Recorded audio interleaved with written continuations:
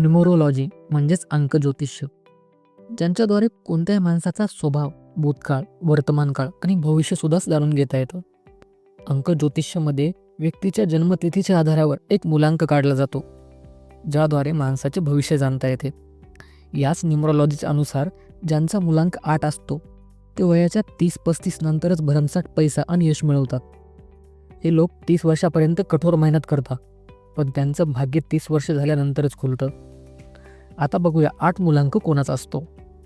ज्यांचा जन्म महिन्याच्या 8, 17 किंवा 26 या तारखेला होतो त्यांचा मुलांक 8 असतो.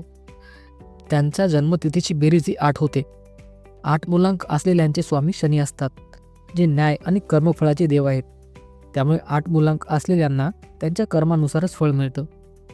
हे लोक खूप मेहनती असतात आणि ते इंजिनिअरिंग, टेक्नॉलॉजी आणि कन्स्ट्रक्शन या फील्डमध्ये यश मिळवतात.